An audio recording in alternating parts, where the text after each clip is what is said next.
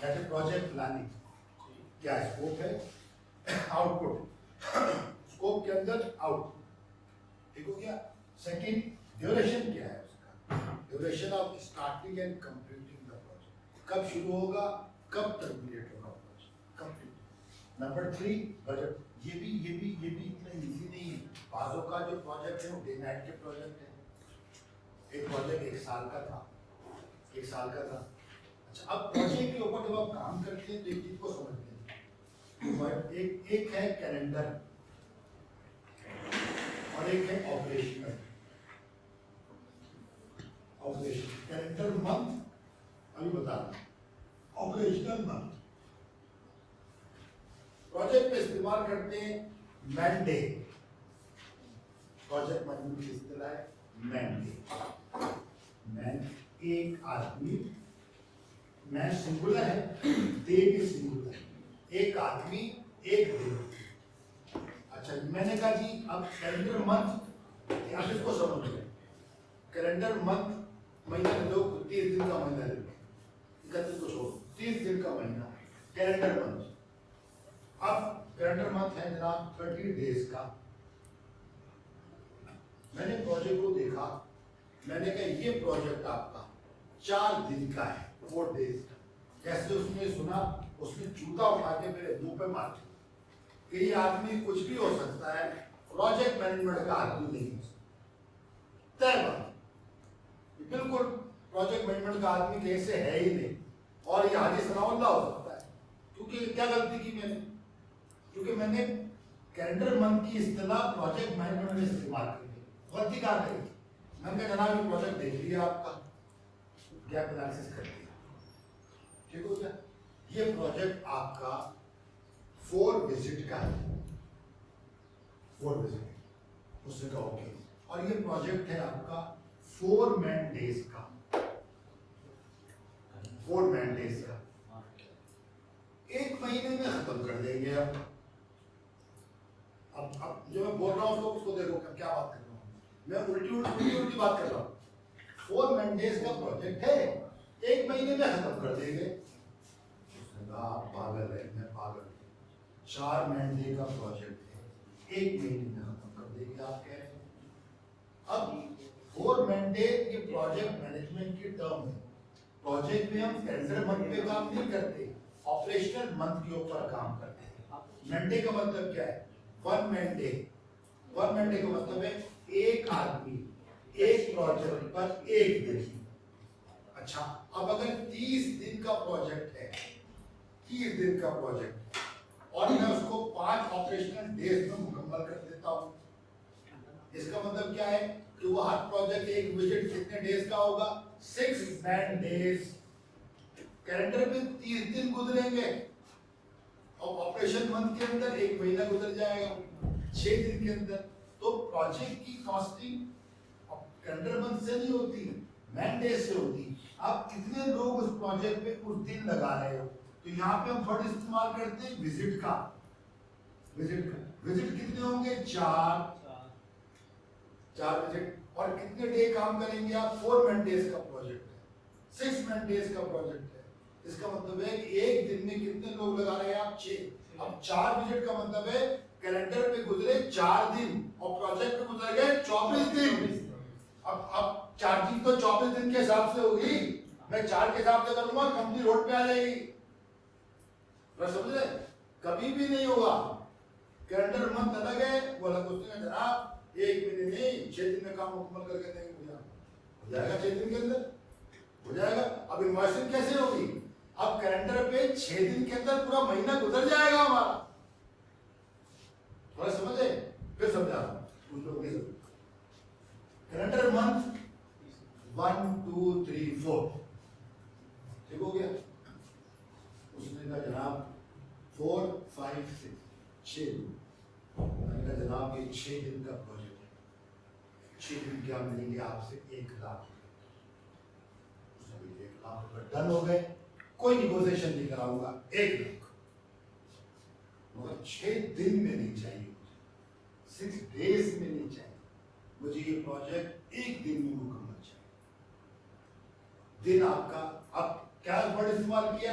Visit visit 1 घंटे का भी हो सकता है और 20 घंटे का भी हो सकता है। डे नहीं कह रहा मैं, विजिट। ये सब केएमपी की टर्मिनोलॉजी इस्तेमाल कर। विजिट अच्छा है, उसने कहा विजिट कितना ही लंबा करें बाबा, काम मुझे आज है पीर, मंगल आपका, बुध मेरा, कैसे लाख रुपए आपके। अब जब मैं अपने पास स्कोप ऑफ वर्क बनाऊंगा और मैं प्रोजेक्ट मैपिंग में जाऊंगा तो मैं इसको क्या लिखूंगा, इसको मैं लिखूंगा 6 मैन डेज। कैलेंडर पे 1 दिन गुजरेगा, प्रोजेक्ट पे 6 दिन गुजर जाएंगे। क्लियर हुआ है? देखो ना हुआ तो फौरन बता देना, ये ऐसे कितने नहीं हुआ है। उसने कहा 6 दिन का प्रोजेक्ट है, गुड। 6 डेज पीर मंगल बुध जुमरात जुम्मा हफ्ता, गुड, वेरी गुड। पैसे देंगे आप 1 लाख रुपए। उसने कहा ओके जनाब, थैंक यू, एडवांस देने। मगर एक विजिट में, एक डेली का उसने, एक विजिट में मुझे ये काम मुकम्मल चाहिए। आप विजिट का मतलब क्या है, 24 घंटों के अंदर आप 20 घंटे 22 घंटे मैक्सिमम 24 घंटे काम करें, मुझे समझ मैंने कहा ओके। अब जब मैं प्रोजेक्ट स्कोप ऑफ वर्क में गया, जिसके अभी नुमान बात कर रहे थे, स्कोप ऑफ वर्क पर जब मैं आया और मैंने जब इसको स्ट्रक्चर को ब्रेक डाउन करना शुरू किया तो मैंने एक दिन को 6 आदमियों के साथ डिवाइड किया। जब 6 आदमी डिवाइड किया तो क्या कहलाएगा, 1 डे मेरा, वो रह गया 6 मैन डे। 6 आदमी एक प्रोजेक्ट पे 1 दिन काम करेंगे, कैलेंडर पे 1 दिन गुजरेगा, प्रोजेक्ट पे 6 दिन गुजर जाएंगे। वो ऑपरेशन मंथ अलग है, कैलेंडर मंथ अलग है। 180 दिन गुजर सकते हैं कैलेंडर के एक प्रोजेक्ट डे के ऊपर। प्रोजेक्ट हम कभी भी कैलेंडर मंथ पे काम नहीं करते, ऑपरेशन मंथ पे। इसका ताल्लुक कॉस्टिंग से। आप बंदे बढ़ाते हैं यार, लेने पैसे और हो जाएंगे। लोग नहीं कहते इसको मकान मुकम्मल करते हैं, बंदे बढ़ाते हैं। इसका मतलब क्या है, बंदे दे तो वही रहेगा। वो क्या चाह रहा है कि एक दिन जो कैलेंडर पे गुजरे उसमें 3 गुना काम हो जाए। मैं दिन तो नहीं बढ़ा सकता, अब मैं सिर्फ बंदे ही बढ़ा सकता हूँ ना। जब बंदे बढ़ेंगे तो कॉस्ट भी बढ़ेगी। हमेशा याद रखना मेरी बात, बच्चा है, कच्चा है, जो हमसे ये कहे इतने दिन का प्रोजेक्ट है, हम बाहर भेज देंगे उसको, तो सब कुछ हो सकता है। प्रोजेक्ट मैनेजमेंट का आदमी है, क्योंकि जो ऑपरेशन डे को नहीं समझता, मैन डे को नहीं समझता। हमेशा इसे मैंने पहले भी कहा था, एक्टिविटी बेस्ड कॉस्टिंग की 1 दिन और 6 दिन की कॉस्ट कहाँ पहुंचेगी, मैं दूंगा एक्स्ट्रा दिन। फर्क क्लियर हो गया? क्लियर हुआ? Operation day, operation day is man day. एक आदमी 1 दिन काम कर रहा है, ओके। 30 दिन का प्रोजेक्ट है, okay. Calendar month is equal to project month, okay हो गया, कोई फिक्र की बात नहीं, कोई झगड़ा नहीं। अब सर्टिफिकेशन कर रहे हैं, हमने कहा जी ये आपका प्रोजेक्ट 6 मंथ का है, 6 मंथ का, 1 विजिट एवरी वीक, तो 4 visit in a month, 1 man day visit. इसका मतलब है ये विजिट 24 विजिट में प्रोजेक्ट मुकम्मल हो जाएगा।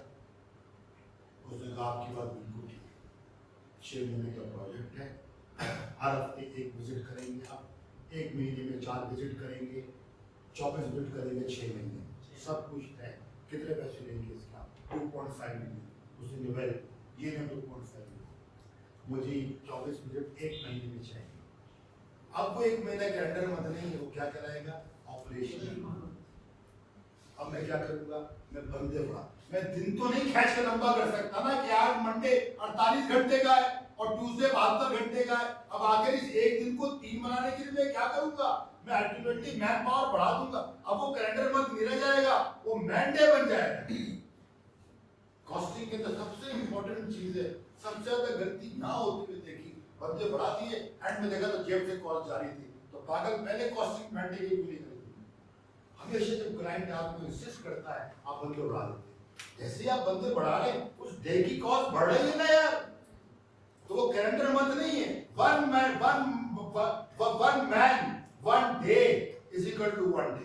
Okay thank you. उसने कहा 6 महीने का प्रोजेक्ट है, आपने कह दिया, और 24 मिनट करेंगे आप, ये 24 मिनट 1 महीने में कर सकते हैं आप?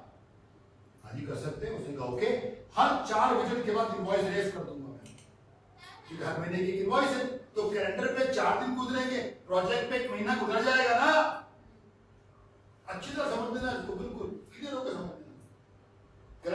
4 दिन गुजरे, उसने क्या कहा 6 महीने का प्रोजेक्ट है, 1 महीने में 4 विजिट, 1 महीने में कंप्लीट करके दें, 1 महीने में 24 विजिट, तो अब 4 दिन के बाद, कैलेंडर के 4 दिन के बाद प्रोजेक्ट का 1 महीना मुकम्मल हो जाएगा ना। मैं इनवॉइस रेज कर दूंगा, 1 महीने में 6 इनवॉइस रेज करूंगा मैं, और 24 दिन में प्रोजेक्ट मुकम्मल करके बाहर निकल जाऊंगा। वो 24 दिन नहीं होंगे, these are 24 man days। अभी शुरू करने की शुरू ही हो रहा था, मैं पहुंचा, उसने कहा 12 हो सकते हैं, 12 हो जाएगी तो फिर कोई बात नहीं। मैं क्या कर रहा हूँ 2 man days, मैंने एक बंदा बढ़ा दिया, अब एक दिन में कितने 2। अब इनवॉइस कब रेज करूंगा मैं, कितने दिन के बाद करूंगा,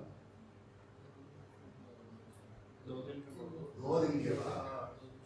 क्लियर हो गया, बाहर 2 दिन के बाद महीना खत्म होना होगा, कैलेंडर पे 2 दिन, प्रोजेक्ट पे 1 महीना। हमेशा याद रखना, अच्छा प्रोजेक्ट मैनेजर यहाँ पे कैलेंडर कर जाता है, ऑपरेशन मंथ और कैलेंडर मंथ को कंबाइन कर देता है। ये इसके स्कोप ऑफ वर्क की बात है, जब वर्क ब्रेकडाउन स्ट्रक्चर में डिवाइड करते हैं ना, तब देखते बंदे कहाँ, जहाँ बंदे बढ़ाओगे वहां कॉस्ट बढ़ जाएगी ना यार।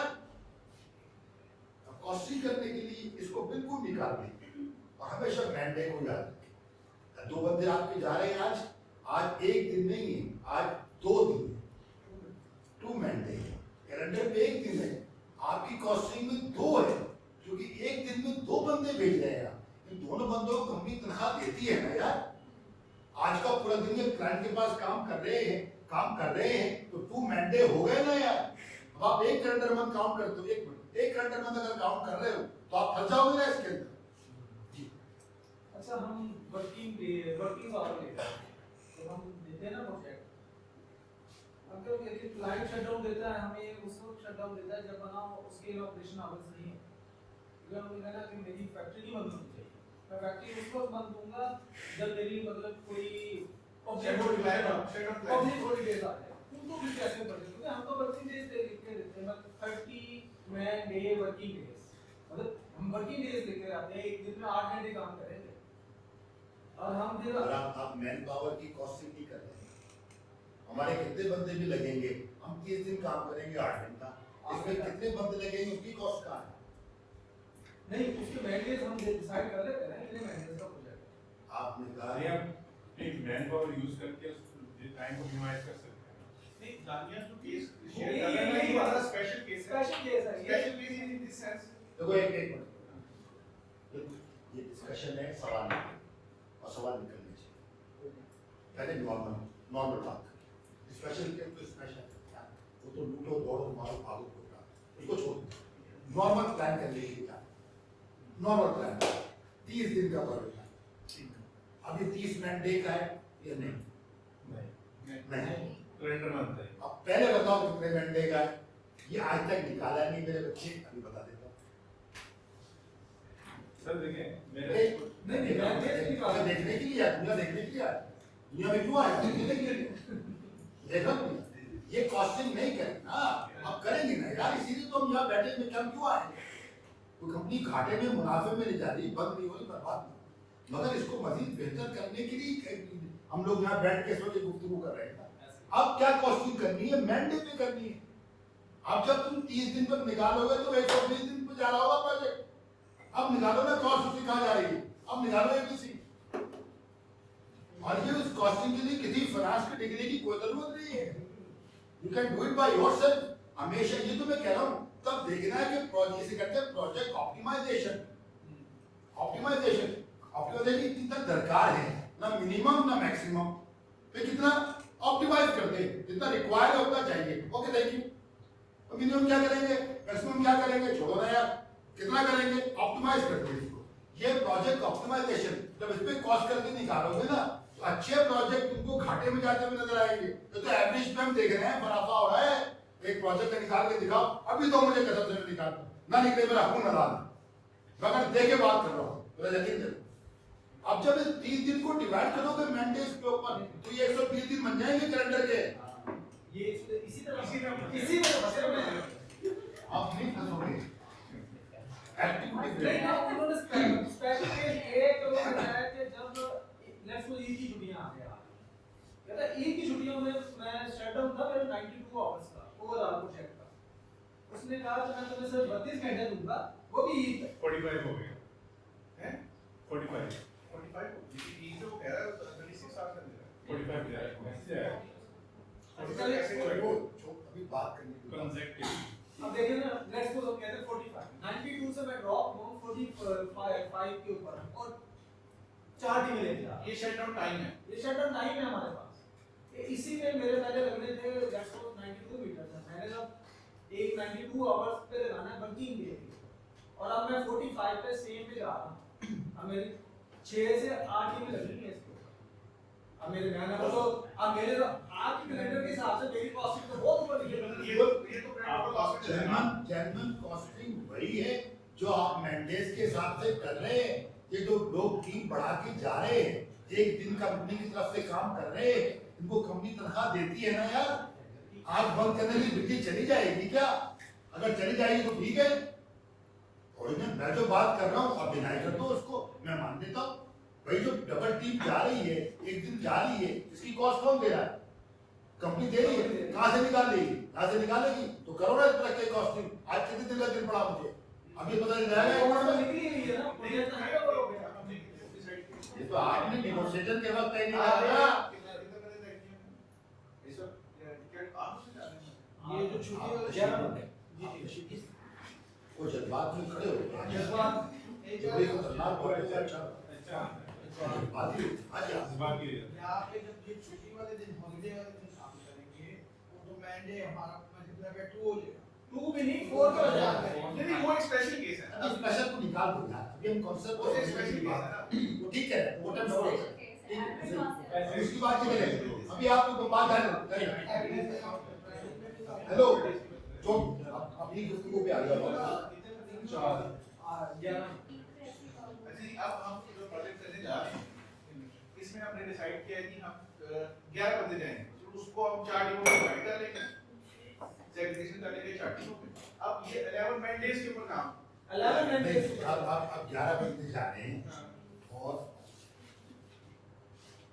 11 मैन अब एक दिन के अंदर 11 बंदे काम करेंगे इस प्रोजेक्ट। हाँ यस कितने मैंडेज का प्रोजेक्ट? ये तो वैसे कितने था ओवरऑल हमारा प्रोजेक्ट? नहीं ओवरऑल नहीं कर रहे हैं हम स्पेसिफिक इस काम के अच्छा लिए वैसे मेरे 32 वर्किंग डेज थी। 32 वर्किंग ट्रेंड कैसे हो गया चलो 30 नहीं 30 है हम पूरा। बात करते थे। अरे 30 दे दे सर 30 बता ऐसा तो बड़ी जा रहे हैं आप अच्छा 30 30 नहीं का 30 कैलेंडर डेज। नहीं वर्किंग डेज है। तो कैलेंडर डेज हो गया कैलेंडर डेज हो गया ना कैलेंडर डेज हाँ कैलेंडर डेज हो ये गया वही है ना 30 दिन वो जो कैलेंडर पे आ रहे हैं। हाँ ऐसे ही नहीं, प्रोजेक्ट डे तो ये है ना यार। प्रोजेक्ट को अलग कंसीडर करते हैं यार प्रोजेक्ट डे समझ, प्रोजेक्ट डे तो ये है ना। हाँ। प्रोजेक्ट डे तो एक 30 दिन के अंदर एक प्रोजेक्ट डे नहीं आ रहा, 11 दिन आ रहे। एक दिन जो है ये देखो ना 30 दिन तो वो है जो कैलेंडर पे आ रहे हैं। ठीक हो गया, छुट्टी फुट्टी निकाल दो इसके अंदर से। और 30 दिन काम करना है। अब इसका मतलब है कि 11 मैंडे हमारे। अब इसको 30 से ज़रा तो कितना बन जाता है? 330 ये 330 बनते हैं आपके मैंडे प्रोजेक्ट में। इस पर एक कॉस्टिंग हुई नहीं इस पे इन्होंने किया क्या है वो नहीं होगी तो वो आपकी मर्जी है कि काटा क्या चलता है तो आप कुछ नहीं कर सकते। हमारा कॉस्ट तो ऊपर ही होगा। मैं ये नहीं कह रहा कि इस पे नहीं हुई मैं ये कह रहा हूँ कि इस पे वर्किंग हुई नहीं है इस प्रोजेक्ट के ऊपर जिस तरह ये है ये नहीं हुई देखो ना हुई है ना हो सकती है, कोई बात नहीं। वहाँ हम कॉन्सेप्ट को क्लियर होकर समझे और जब हम कॉस्टिंग करें हमारे पास हमेशा याद रखें असल कॉस्ट देखो ना 11 बंदे 30 दिन काम करेंगे है ना, तो 11 बंदे 30 दिन कंपनी से पैसे लेंगे ना। इसका मतलब ये है कि अगर हमने ये 30 दिन काउंट कर लिया तो ये 11 बजे सिर्फ 3 दिन काम करेंगे तो इनका वो बजट क्लियर हो जाएगा ये तो बात है ऑपरेशन डे और Man- कैलेंडर डे फर्क है ना यार। अब एक्टिविटी बेस्ड कॉस्टिंग यही तो कह रही है कि आप जो प्रोजेक्ट कॉस्टिंग कर रहे हैं एक दिन का प्रोजेक्ट है, ओके वेरी गुड, शाम तक मुकम्मल करना है, बहुत अच्छे। कितने बंदे काम कर रहे हैं? 2 आदमी। तो ये एक दिन नहीं है, ये 2 दिन है। वो गिन रहा है एक दिन और कॉस्टिंग लगा दी एक दिन के हिसाब से। आप एक ऑर्गेनाइजेशन कॉस्टिंग ना करें, एक्टिविटी बेस्ड कॉस्टिंग करें। कितने बंदे इस एक प्रोजेक्ट पे आपने एक दिन में डिप्यूट किए? 2 बंदे। ये दोनों बंदे कंपनी तनख्वाह दे रहे हैं ना यार। आप कैसे कर, मैं जो बात कर रहा हूँ ब्लैक एंड व्हाइट में है, अकाउंट्स की बात है, इसमें कोई स्टोरी नहीं है। इट्स मीन कि जब नवाज इसमें ये होगा कि अगर हमारे ये बंदे ईद और हॉलीडेज में 3 दिन काम करते हैं तो हमारे डेज तो खत्म हो गए। अगर ये 11 बंदे जाते हैं और 330 दिन पे चलेंगे। नहीं मैं डेज की बात कर रहा हूं। मैंने का मतलब है कि हमने अब जो ये कॉस्टिंग की हुई है, ये कॉस्टिंग सिर्फ 3 दिन की है। 30 दिन का मतलब है, 30 दिन का मतलब है एक आदमी 30 दिन काम करेगा। अगर 2 करेंगे 60, 3 करेंगे 90। लेकिन ये गलती आपको आगे बते रहे। ये 3 दिन में तो 3 दिन वो पूरे हो गए। अगर आपके 11 टीम के बंदों के साथ वहां काम कर रहे हैं। अच्छा आप 2 दिन में प्रोजेक्ट नहीं हुआ ऐसा, नहीं कोई फिक्र नहीं बात, कोई डिप्रेसिंग मूड में नहीं जाना, मगर हमें समझना है कि हम जब नेगोशिएट करें और कभी हमको मौका मिले, हम तो मुझे अपने पता आपका स्ट्रक्चर क्या है, तो हम इसको ध्यान में रखें, अपने एमडी को सीईओ को बताएं कि सर ये चक्कर कॉस्ट करके देखेंगे आप, ये अगर नहीं निकलती है ये तो गलत करा, मुझे पकड़ ले आप कि आपके 11 बंदे 30 दिन काम कर रहे हैं, तो एक दिन के अंदर 11 बंदे काम कर रहे हैं, 330 दिन हो गया ना प्रोजेक्ट के, आप उसको 30 दिन मिल रहे हैं, सैलरी वही दे रहे हैं आप, ये सैलरी आप इस प्रोजेक्ट से ही निकाल रहे हैं ना, या अपने घर से लेके गिफ्ट डाल रहे हैं आप, को दे जाता है आपको, अच्छी बात है भाग दे दे, अगर आप प्रोजेक्ट से निकाल रहे हैं तो काफी कॉस्टिंग के ऊपर पड़ेगा जाकर, क्योंकि 1 मैन 1 डे, एक आदमी 30 दिन काम कर रहा है, 30 दिन, अब 11 आदमी 30 दिन काम कर रहे हैं, 330 operation days. So we are talking about mandate of project visit में, इसीलिए मैंने कहा प्रोजेक्ट मैनेजमेंट में हम डे का वर्ड इस्तेमाल ही नहीं कर रहे, हम इस्तेमाल कर रहे हैं विजिट का वर्ड, डे का वर्ड कैलेंडर के लिए, वो कंफ्यूजिंग है, कंफ्यूज हो गया ना, 3 दिन का प्रोजेक्ट है, 11 बंदे जा रहे हैं, वाह वाह वाह, ये 11 बंदे 3 दिन की तनख्वाह कंपनी से नहीं दे रहे, तो कंपनी तनख्वाह कहां से निकालेगी? अब कितने प्रोजेक्ट डे बन गए? सर हमने एक जगह प्रोजेक्ट पे ये मैंडेट का कंसेप्ट फॉलो किया था, उसमें 270 मैंडेट हमने कोड किया, 3 मैंडेट जो जिन्होंने 3 बंदों ने 3 मंथ्स काम करना, 90 दिन काम किया, एक तो मंथ नहीं होता, मैंडे में मंथ नहीं है, डे, अब 31 का महीना आ गया, 30 का आ गया, मुझे इससे मतलब नहीं, मैं अगर एक महीना 30 का है, एक महीने 31 का, मैं 61 मैंडे कोड करूंगा, I will quote 61 मैंडेट, तो बिल्कुल ध्यान से निकाल देना कि प्रोजेक्ट मैनेजमेंट में कहीं भी मंथ की या ईयर की इस तरह इस्तेमाल होती है, वर्क ब्रेकडाउन स्ट्रक्चर के अंदर वी टॉक ऑफ मैंडेट्स, तो आपने कहा 3 महीने, मैं आपकी बात को बिल्कुल आगे बढ़ा रहा हूं, तो क्या हो गया 90 डेज, 270 मैंडे बन गए, तो हमने ये फॉलो किया क्या तो है वो 270 मैंडे। अब जब भी कॉस्टिंग करनी है, दैट्स व्हाई का एक्टिविटी बेस्ड कॉस्टिंग, इसको निकालो ना, इस पर रख के 30 दिन का प्रोजेक्ट है, 2 लोग करेंगे, अच्छा वाह 30 दिन का क्या रह गया, 30 दिन का है, 60 ऑपरेशन डे हो गए, कंपनी जो कुछ निकाल के इनको दे रही है, इस प्रोजेक्ट से निकाल रही है, घर से लाके दे रही है, make it crystal clear in your mind as a project manager, जब मैपिंग करने के लिए जा रहे हो, शेड्यूलिंग को मानने का स्कोप ऑफ वर्क में जब जा रहे हो, you must be very clear कि हम जो डिवीजन दे रहे हैं वो यहाँ दे रहे हैं, हम लमसम कॉस्ट क्लाइंट से दे रहे हैं, प्रोजेक्ट बेस्ड कॉस्टिंग अगर की जाएगी तब पता चलेगा क्या गया क्या आया, क्योंकि सारे के सारे लोग कंपनी के परमानेंट एम्प्लॉइज हैं, और अगर ये वहां रिक्रूट किए जा रहे हैं, अच्छा नहीं है परमानेंट एम्प्लॉय, मैं दिहाड़ी का बंदा ले आया, तो दिहाड़ी का बंदा भी दिहाड़ी देगा ना यार, दिहाड़ी देगा ना यार, क्लियर है? मतलब जितनी ज़्यादा टीम आप यूज कर रहे हैं, मतलब आपने सारे नंबर ऑफ डेज यूटिलाइज कर चुका है, इस मीन के अगर हम 11 बंदे एज वेल टू कॉस्टिंग, हां 11 बंदे अगर हम फर्स्ट डे पे लगा रहे हैं और 3 दिन काम कर रहे हैं, तो इसके वर्किंग आवर्स तो वही पूरे हो गए, पूरे हो गए, मैंडेज पूरे हो गए, प्रोजेक्ट आपने 2 दिन में क्लोज इसलिए मैंने कहा कॉन्ट्रैक्ट रिव्यू के बाद ये कहां से काम शुरू होगा, अन्य रिसोर्स इस्तेमाल होगी, काम वक्त पे खत्म हो जाए, काम तो खत्म हो गया, कहां गए कहीं नहीं, क्या लाया कुछ नहीं, कुछ नहीं सारी आपको नजर नहीं आई, क्यों नजर नहीं आई? इसलिए कि गैप एनालिसिस करते वक्त क्या मैंने रिसोर्स ऑप्टिमाइजेशन को किया था, जिसको मैंने पिछली क्लास में कहा था, कौन सी रिसोर्स कहा चाहिए, क्वालिटी फंक्शन डिप्लॉयमेंट, नहीं किया था, बंदे तो कंपनी के ही बेकार बैठे हुए वहां जाके काम कर लेंगे। क्यों कर लेंगे? काम कर देंगे तो तनख्वाह को मिलेगी वहां से, हाँ मिलेगी, तो मिलेगी तो बचेगा क्या? ये जाएगा। तो प्रोजेक्ट अल्लाह वास्ते में कर रहे हैं आप, क्यों कर रहे हैं? ये गैप एनालिसिस से शुरू होगा, जो क्लाइंट की रिक्वायरमेंट रिव्यू करनी, कॉन्टेक्ट रिव्यू सबसे इंपॉर्टेंट। कॉन्टेक्ट रिव्यू हो गया, हाँ जी, क्लियर कट पिक्चर है, ये रिसोर्सेज लोकल है, ये है, इसका फॉर्म में डिजाइन नहीं कर रहा, वो आप करेंगे, पर जितनी रिसोर्सेज आपको चाहिए वो सब उसके अंदर ह्यूमन रिसोर्स में शामिल है, क्योंकि मैंडेट बनेगा ही एचआर से। मैंडेट इससे नहीं बनेगा, इससे नहीं बनेगा, इससे नहीं बनेगा, वो बनेगा ही एचआर से। हो गया? हो गया। अब गैप एनालिसिस के अंदर जितनी रिसोर्स ऑप्टिमाइजेशन है सारी नाम का, अब हमने देखना है कौन सा आदमी कब कहां इस्तेमाल होगा।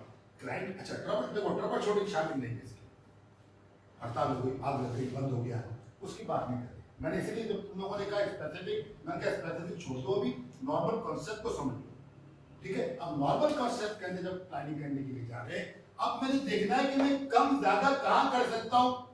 अब ये दो चाहिए, ये दो चाहिए, तो दो चाहिए ना यार, ये चार चाहिए तो चार चाहिए ना यार, इस क्वालिटी के, इस मेक के, इस ब्रांड के, जगह के चाहिए तो चाहिए ना यार। फ्लक्चुएशन कहां पे आएगी ऑफ रिसोर्सेज? सिर्फ एचआर के अंदर आएगी, अगर आपने उसको ऑप्टिमाइज कर लिया, तब वहां जाके हमें कॉस्ट को सेव करना है कि क्लाइंट भी हो जाए। दैट रिक्वायर्स क्या? प्रोजेक्ट अभी नहीं कर रहे, नहीं कर रहे, चीते हम क्यों प्लानिंग करेंगे? रिजवान साहब आपका दिमाग खराब है, बड़ा टाइम है आपके पास, मैं रोटी की लाइन पे खड़ा होता है, बंदा आ जाए खड़ा होता है, मैंने कहा भाई मेरा नंबर है, कहता तू बड़ा वेला ही, बड़ा वेला ही, तो हम क्यों करें प्लानिंग? ये अपने आप को इसका आदि करना होगा। मैं यकीन मान लूँ मेरी बात ईमानदारी से और तजुर्बे से कहता हूँ, ये जेब से जा रहा है। अब ये इतना मुंह पे हाथ रख के सोच रहा है, ऐसे नहीं सोच रहा, ये कुछ और सोच रहा है, ये कुछ और सोच रहा है, ये फंस गया ये एस्पेक्ट कभी डिस्कस ही नहीं किया हमने, कभी एस्पेक्ट को ऐसे देखा ही नहीं। जानी क्या बातें कर रहे हैं, 30 दिन में 330 दिन गुजर जाएंगे, तो गुजरेंगे ना यार, अब डिनाई कर दो। नहीं, असल में मैं आज ही एक कोट करके आया मैंने नहीं सुना सर, मैंने इन लोगों ना कोई देखो बात क्या है, मैंने क्या बात की, कभी भी नहीं ऐसे, बिल्कुल हमेशा हम क्या ऐसे जमा हो गए, इसे मैंने पहले कहा था, अपनी नाकाम में बंद हो गई, बर्बाद हो गई, तबाह, हम इसे जमा हुए कि इन चीज़ों को इम्प्रूव करें ताकि आगे फर्दर हमारी वर्किंग अच्छी हो सके। कभी इसमें परेशान होने की जरूरत नहीं। और अब हम ये समझ लें बात को अच्छी तरह कि 11 बंदे 30 दिन काम कर रहे हैं, तो वो 30 दिन काम नहीं कर रहे हैं, 300 ये मैंने कहा ना, ये वो जगह है जो अच्छा प्रोजेक्ट मैनेजर जहाँ पे लैग करता है, अच्छा प्रोजेक्ट मैनेजर जो आपके दादा के बराबर जिसकी उम्र है, आप तो बच्चे हो उसके, जो बैठे भोकर प्रोजेक्ट मैनेजर बैठे हुए डेस्कॉन के अंदर, नेस्कॉन के अंदर 80 साल उनकी एक चीज है, सुन के बताते हैं कॉस्टिंग सही है गलत है, वो गलती करते हैं, वर्क पे डाउन करते हैं। मैंडे हमेशा मेरी बात गांठ बांध क्या करना, कभी प्रोजेक्ट को कैलेंडर डेज पे नहीं देते।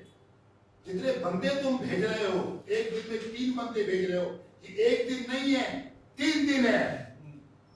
ये 10 दिन का प्रोजेक्ट 10 दिन का नहीं है, 30 दिन का है।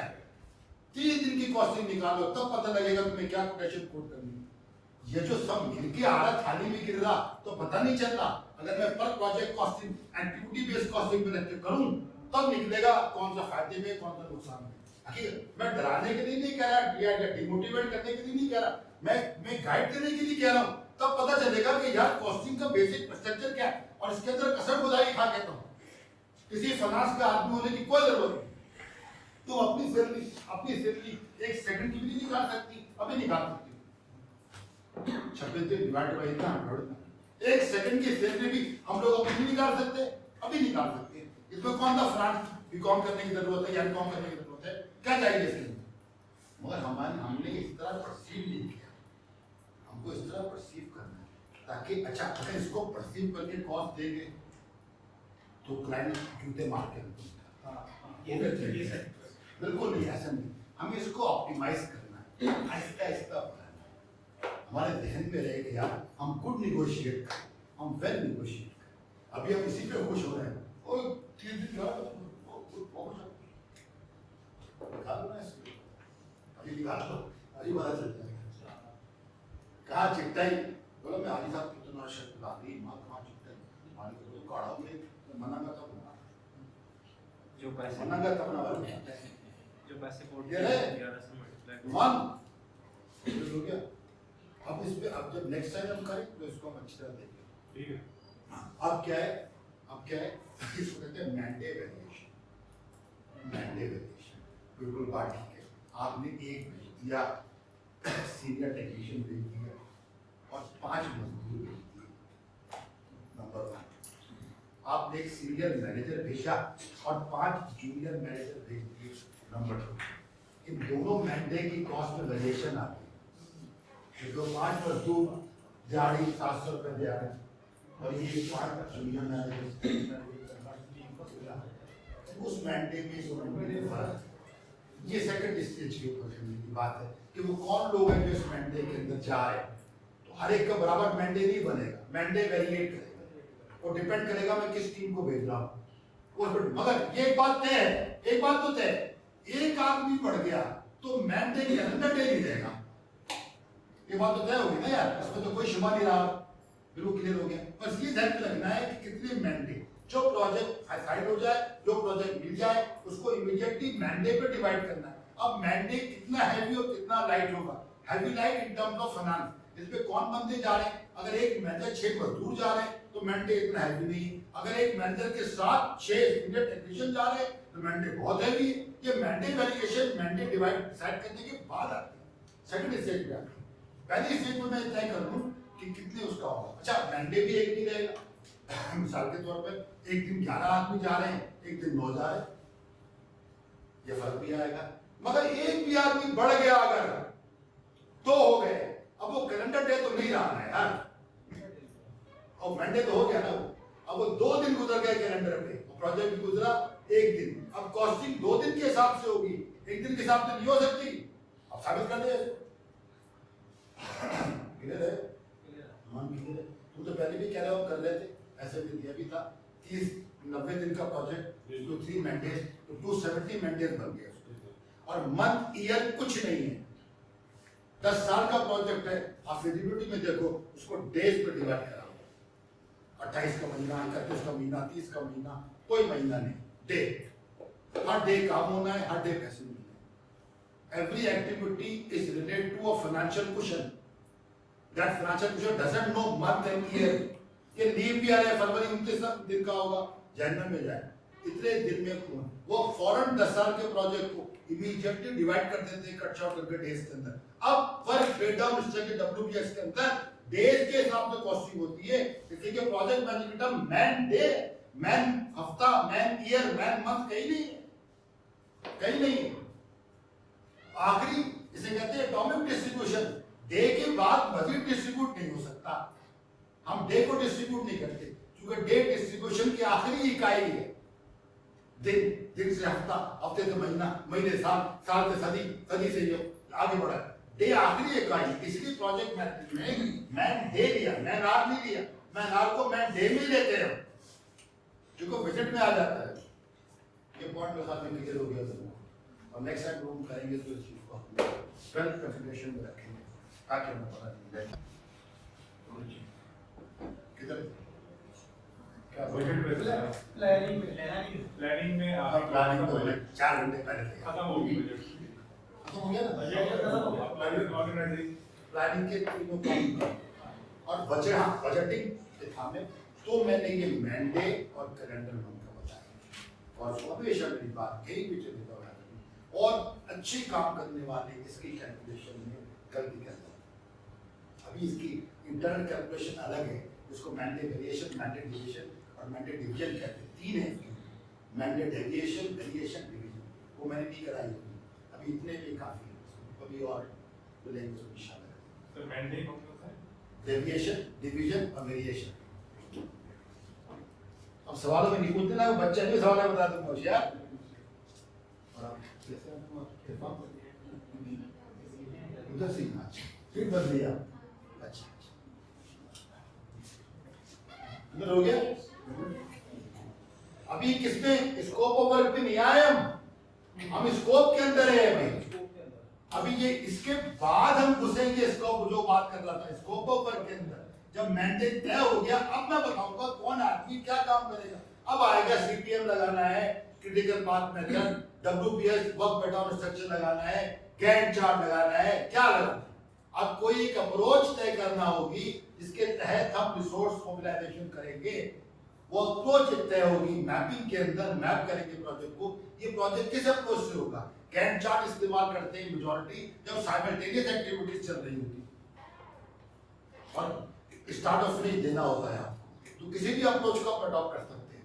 और उस वक्त आता है जब इसके अंदर आप ये कर चुके इतने महीने, अब आप क्लियर हो गया कि मुझे 11 लोग 30 दिन के लिए चाहिए, बस खलास। कोई इसमें से बीमार पड़ गया, वो जख्मी हो गया, कुछ और हो गया, इसे कहते हैं सक्सेशन प्लान। साथ साथ हम सक्सेशन प्लान बना लेते हैं, क्योंकि ह्यूमन रिसोर्स वाइड रिसोर्स है जिसको आप चेंज नहीं करते, रिप्लेस करते। तो बीमार हो गया, कुछ हो गया, तो आप क्या करते, दूसरा बंदा उसकी जगह पे भेज देते। उसी क्वालिफिकेशन और उसी एक्सपीरियंस का थोड़ा से बंदा उठाया जाए, खड़ा कर दिया। तेरा दिमाग खराब, तो पागल है? ना ना ना, रिसोर्स आप रिप्लेस करेंगे, उसी क्वालिफिकेशन का, उसी एक्सपीरियंस का बंदा आप उसकी जगह डालेंगे। इसको हम क्या कहते हैं? Succession plan. ये कुर्सी है, नहीं मिली, यहाँ से नहीं मिली, मैं कहीं और से लेके आ गया। ह्यूमन के अंदर ये नहीं हो सकता। अगर मुझे उस वक्त रिसोर्स ना मिले तो क्या करूंगा मैं? मेरा प्रोजेक्ट में क्या आ जाएगा? डिले आएगा, और डिले आने का मतलब क्या है? Costing shattered. बड़े से बड़ा प्रोजेक्ट, छोटे से छोटा प्रोजेक्ट, अगर कॉस्ट शटर कर दी और फिजिबिलिटी से बाहर निकल दी, सिर्फ एक रीजन, मेरी बात का मतलब याद रखना, गलत हो जो दिल चाहे तैयारी, वो सिर्फ एक वजह है, क्या? डिले। डिले मौत है प्रोजेक्ट मैनेजर के लिए। डिले किसी वजह से आ गया, मर गया। अब प्लानिंग के अंदर क्या किया? अब मैं प्लानिंग के अंदर एक नया प्लानिंग में क्या किया? हमेशा याद रखो, जब प्लान करने के लिए गए, मैंने पिछली क्लास में कहा था zero defect day, zero defect plan. Zero defect day ख्वाहिश हो सकती है, चाहत हो सकती है, जीरो डिफेक्ट डे को आप प्लान नहीं कर सकते। और कभी आइडियल प्लानिंग कर ली प्रोजेक्ट मैनेजर ने, अल्लाह अकबर, ये तो अपनी कुल्हाड़ी अपने पैर पे मार ली और बाहर जा रहा है, कट क्यों नहीं लगा? You cannot achieve zero defect day on ground. Why? Because the possibility of human error is always there. Always. अब सक्सेशन प्लान जब आप करने के लिए जा रहे हैं यहाँ पर, तो आप क्या करते हैं प्रोजेक्ट के अंदर? आप हमेशा इसको टर्म इस्तेमाल करते हैं, इसे कहते हैं बफर जोन। बफर, कराची में इलाका भी है बफर जोन के नाम से, बफर, इसे आप कहते हैं बफर। आप बफर रखते हैं पीछे, हर एक्टिविटी को ब्रेक डाउन करते वक्त आप एडिशनल, अगर वो मैन आर में है आप 2 घंटे ऐड कर देते हैं, मैन डे में है 2 दिन ऐड कर देते हैं। आप मैन आर और मैन डे में उसी डिनोमिनेशन से कुछ एडिशन करते हुए चलते हैं। ये रिस्क को काउंटर करने के लिए, अगर कोई डिले आ गया, देखो ना, अगर तुमने काम वक्त पे कर लिया, वक्त से पहले कर लिया, वाह वाह वाह। और अगर प्लान से डिले हो गए घंटा, कोई बात नहीं, 2.5 घंटे का क्वेश्चन तुमने रखा था ना, दैट क्वेश्चन इज बफर। तो कभी भी प्रोजेक्ट को आइडेंटिटी 4:01 के ऊपर ये काम आपके सामने रखा होगा, नेवर से दैट, क्योंकि ये काम किसी से करवा के आपने देना है। लिहाजा हमेशा क्या करो? बफर जोन रखो। ये बफर जोन किसको हिट करेगा? ये बफर जोन कॉस्ट को हिट करेगा। जैसे मैंने बताया 5 महीने का बफर जोन था। जब चौबुर्जी पे पहुंचे ऑरेंज ट्रेन के लिए, तो बोला कि गांव का विरसा तबाह हो जाएगा, वो सब खड़े हो गए। कौन कौन खड़े होते हैं? वो मुख्तलिफ किस्म की आंटियां, मुख्तलिफ किस्म के इलाकों, ठीक है जी। अब क्या हो गया? अदालत ने स्टे ले दिया 5 महीने की 5 महीने की 120 कितने बनते हैं, 150 दिन का बफर था उनके पास, रखा था उसके अंदर। वो 7 महीने पे चला गया, 7 महीने में चला। ये पट्टी चौकुंडी से होकर तक डिस्काउंट के पास थी, उसके आगे नेक्स्ट पार्क के पास चला गया। वो स्टे ले लिया। अब बताया गया सारे घर जो बने सारे गैर कानूनी बने, गवर्नमेंट की तब छोड़े जाएंगे, गिराए जाएंगे इसके अंदर। असल में उन लोगों को इंस्टिगेट किया था इसके अंदर, चौपड़ जी भोपर जी का तो बाहर, चौपड़ जी आज भी लड़ी है बने खड़ी, क्या हुआ कि ना। अब वो अब अगर वो बफर ना होता तो डिस्काउंट जेब से पैसे देती इस प्रोजेक्ट से निकलने के लिए। टीओआर के ऊपर टेंडर दिया था, टीओआर कहते हैं टर्म ऑफ रेफरेंस। जब टीओआर पे टेंडर दिया है 1 इंच आगे पीछे नहीं हो सकते आप। अब वो 5 मंथ का जो बफर था वो काम में आ गया, उन्होंने स्पीड अप करके प्रोजेक्ट को अपने उस टाइम लैब को अचीव कर लिया। तो प्रोजेक्ट में कभी भी कोई भी चीज होगी वो सिर्फ और सिर्फ कहाँ पे होगी ना, तो जितना बफर आप क्लाइंट से बाय कर सकते हैं उतना बफर बाय करें। अरे नहीं इस्तेमाल करेंगे तो बाबा है ना यार। अरे रिजवान साहब आप 1 बजे काम करके दे आए, ये तो लिखा है कि आप 4 बजे देंगे, या तो बाबा हो जाएगी ना यार। और अगर 4 बजे लेके आए, गुड रिजवान साहब आप 4 बजे काम ले आए, 4 बजे कहा था आपका, शाबाश वेरी गुड, यही होगा ना यार।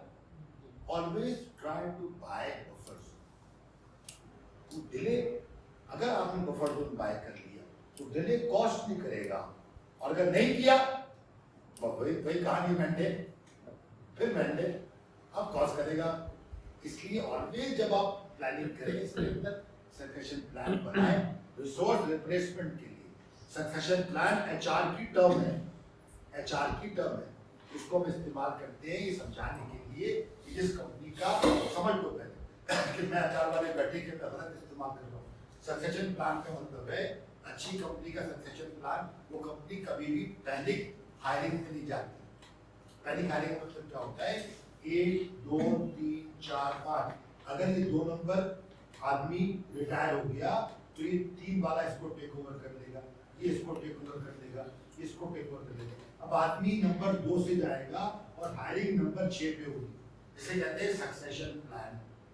इसका मतलब ये नहीं है एक पोस्ट के 2 आदमी रखे जाते हैं, इसका मतलब ये है क्या नीचे वाला ऊपर वाली पोस्ट को टेक ओवर करने के लिए प्रिपेयर होता है, जैसे कि फौज में होता है। इसकी बेहतरीन मिसाल फौज है। अगर जनरल ऊपर से निकल जाए तो 22 कोर कमांडर में से कोई भी टेक ओवर कर सकता है, सब रेडी होते हैं, इसे कहते हैं सक्सेशन प्लान। मैंने इस टर्म को यहाँ पे इस्तेमाल किया प्रोजेक्ट में, तो मैंने एचआर की सक्सेशन प्लान समझा दिया, मैंने इसको यहाँ इस्तेमाल किया ये बताने के लिए कि जैसे ही रिसोर्स को रिप्लेस करेंगे आप या चेंज करेंगे आप, आपका टाइम लगेगा। अब जब टाइम लगेगा और आपने बिल्कुल आइडियल प्लानिंग करेंगे 4:01 ये करी हुई है, अब वो डिले क्या होगा, वो डिले आपको कॉस्ट कर जाएगा।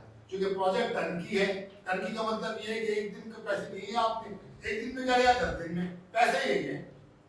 अब टर्नकी के तरफ वाली पूरी कोशिश ये होती है कि प्रोजेक्ट को गिवन डेडलाइन से पहले मुकम्मल कर लें, जो टाइम बचेगा वो हमारी सेविंग है।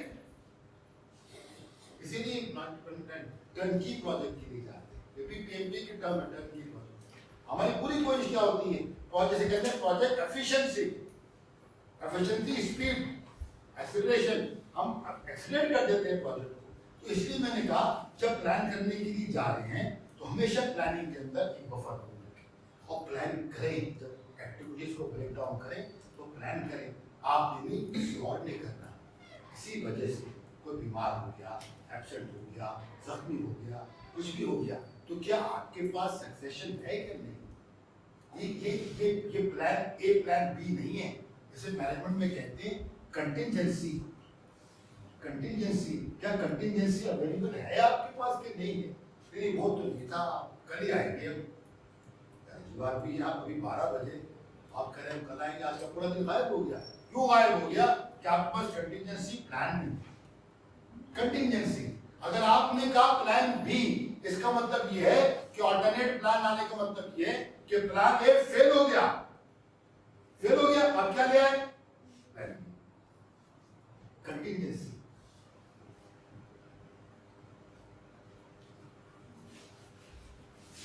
तो मिनट ऐसे ही निकाला है।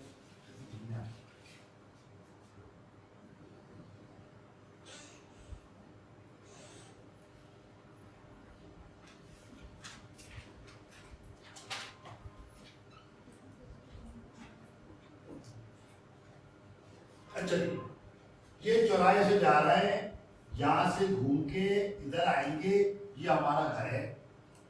5 मिनट में की ड्राइव में हम अपने घर पहुंचेंगे। प्लान बनाया, आइडियल प्लान बना लिया। जाओ, रास्ते में कोई ट्रैफिक जाम नहीं होगा, कोई एक्सीडेंट नहीं होगा, अन्य पहुंचेंगे आप। Very good. अब निकले यहाँ से, मैं किसको समझा रहा हूँ? निकले यहाँ से मुड़ के यहाँ पहुंचे, घड़ी में देखा 5 minute, thank you very much. अब निकले यहाँ से यहाँ पहुंचे, यहाँ पे था ब्लॉक, यहाँ पे था ब्लॉक। अब देखा पीछे, किस्मत अच्छी, पीछे गाड़ी कोई नहीं थी। अब यहाँ से देखा कि यहाँ से एक गली इसको टच कर रही है, इस गली में घुस गए, यहाँ से घूम के यहाँ निकले, घूम के घर पहुंच गए। टाइम देखा तो 4:36 तो ये गली क्या है? इसमें ओरिजिनल प्लान, अगर 5:01 हो जाता तो ये कंटिन्यूएंसी ना कहलाती, क्योंकि ओरिजिनल प्लान फेल हो गया। 4:36 4 मिनट 36 सेकंड का मतलब है मैंने ओरिजिनल प्लान को फेल होने से बचा दिया। अब उसके बाद जहां से जाना ही छोड़ दिया, हमेशा गली से जा रहे। ये गली क्या है? कंटिजेंसी। इससे आसान निकाल नहीं मेरे पास, बड़ी मुश्किल से निकालनी हो गया। क्या कंटिजेंसी है आपके पास? अगर कंटिजेंसी है तो क्या फायदा होगा? आप डिले से बचे, क्योंकि डिले से आदमी ऐसा बचे जैसे खावत की दूसरी बीवी से औरतें उस तरह बचे। डिले फेलियर है प्रोजेक्ट मैनेजर की प्लानिंग का, और प्लानिंग नहीं कर सका तो किस बात का क्या मैनेजर है? ये काम तो सब कर लेंगे, बच्चे कर लेंगे। असल काम ये है, जहाँ मैनेजमेंट चाहिए, सुकून से, इत्मीनान से, कमरा बंद करके, मोबाइल ऑफ करके प्रोजेक्ट को परसीव करने की। आंख परसीव करती है, जहन कंसीव करता है। याद रखो, सेंस 5 हवास आपके पास है, वो कंसीव करते हैं। मैंने हाथ लगाया इसको, ये लकड़ी मेरे जहन ने कंसीव कर लिया। मैंने देखा इसको, ये पानी जहन ने कंसीव कर लिया। दुनिया में चांद पे चला जाऊं, ऐसी किसी बोतल में ये ट्रांसपेरेंट लिक्विड पड़ा होगा, जहन कहेगा ये पानी। प्रोजेक्ट को कंसीव करते हैं, अंदर उतारते हैं, उसमें उतर जाते हैं। ये एक दफा करने की एक्टिविटी है। प्रोजेक्ट तो 6 महीने साल का है, एक दफा करने की, अकेले करने की एक्टिविटी ये कोई नहीं कर सकता आपके साथ, बिल्कुल नहीं कर सकता। ये चौक चौराहे में मिलोगी, अकेले कमरा बंद करके सुकून से एक आदमी कंसीव कर रहा है। अच्छा ये और हमें चीजों को बिठा रहा है, उसके सारी बैठ गई। अब वो प्रोजेक्ट प्लान को लेके निकलता है, ये चीज ऐसी, वो सुकून से अपनी चीजों को फिट करता है। आइडियल कोई भी नहीं है, फिर आखिर कोई भी नहीं है अल्लाह के अलावा, जो मेरा लिए गुंजाइश है, जगह मौजूद है, और अपनी बेहतरीन कोशिश कि मैंने प्रोजेक्ट को प्रॉपर कंसीव कर लिया है। फिर इन्होंने बनाया, इसको दे दिया, मैं बनाया, मान को दे दिया, सब इन्होंने कट कर लिया। ठीक है यार, तुम्हें डाला नहीं इसके अंदर, हाँ भूल गया, डाल देता हूँ। मगर ये करना जरूरी है, तभी एक्टिव कॉस्टिंग आएगी। मैं पूरी जिम्मेदारी से बात कर रहा हूँ। अगर ये करी जाए तो आपको बड़ी खतरनाक और खौफनाक सूरत सामने आएगा। जो आपके सामने आए तो फौरन डिलीट कर दीजिए, आगे चलेंगे तो बहुत कुछ डिलीट हो जाएगा। क्लियर है? क्लियर हुआ? कंटिन्यूस हमेशा अपने जहन में रहे। और सबसे शार्प कंटिजेंसी, सबसे risky contingency is human resource. ये नहीं है कंप्यूटर से मांग के ला सकता हूं, दे दे यार तेरे पास पड़ा हुआ है ना, मैं कर दे देगा वो, करता तो उसमें भी आ सकता है। ह्यूमन रिसोर्स कहां से लेके आओ? हमेशा प्रॉपर प्लानिंग रखो अपने पास। Delay in project management is failure of project manager. क्योंकि डिले किसका फेलियर है? डिले कॉस्ट, टाइम, बजट, 3 चीजें।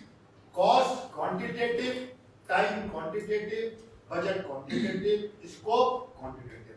प्लानिंग में क्वालिटेटिव कुछ भी नहीं है। टॉप ब्लैक एंड व्हाइट, सीधी बात करो आप, ब्लैक एंड व्हाइट बात करो, क्या होगा क्या नहीं। क्लियर हो गया?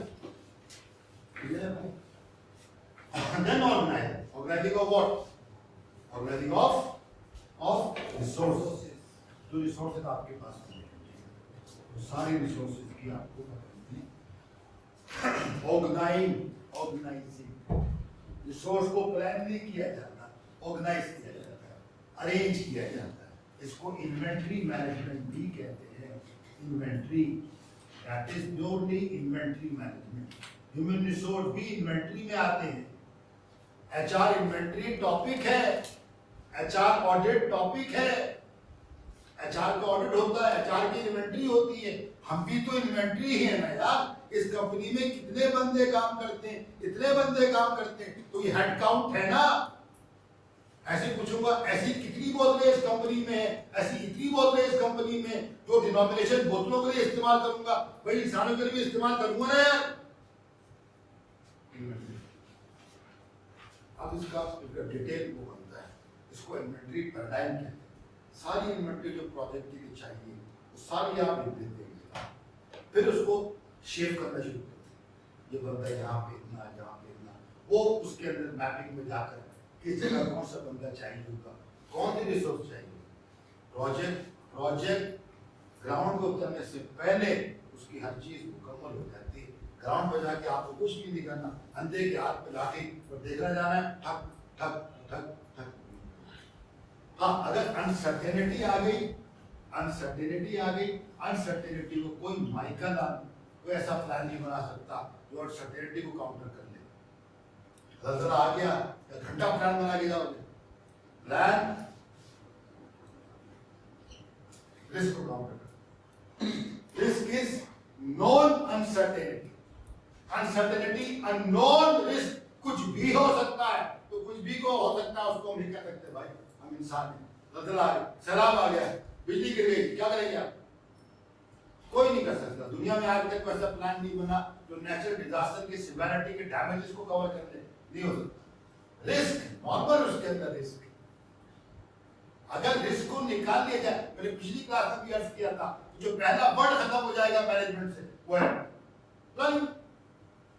इनर्शिया निकल जाएगा, एक बॉल रोल होगी तो क़यामत तक रोल होती रहेगी ना यार।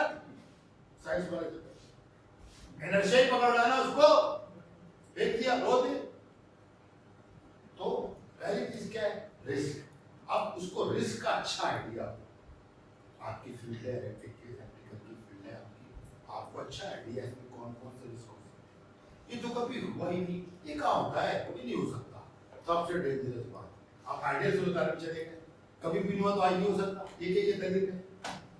जैसे कहते हैं फ्रीक्वेंसी ऑफ अकरेंस, कभी भी नहीं हुआ कभी भी नहीं हो सकता। इस आप प्रोबेबिलिटी दे रहे हैं ना, प्रोबेबिलिटी कहते हैं probability ratio.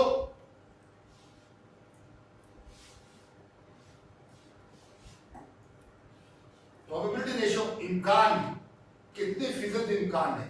Frequency of occurrence के अंदर रिस्क है, इसको कहते हैं फ्रीक्वेंसी ऑफ अकरेंस।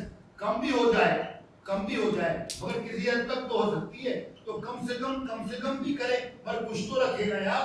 नहीं ये तो होता ही नहीं, कभी कैसी बातें कर रहे हैं आप? ऐसा कभी होता है? कभी हो सकता है? हो सकता है। आपने खुद तो कहा हो सकता है, इसका मतलब सकना का मतलब क्या है? प्रोबेबिलिटी है ना।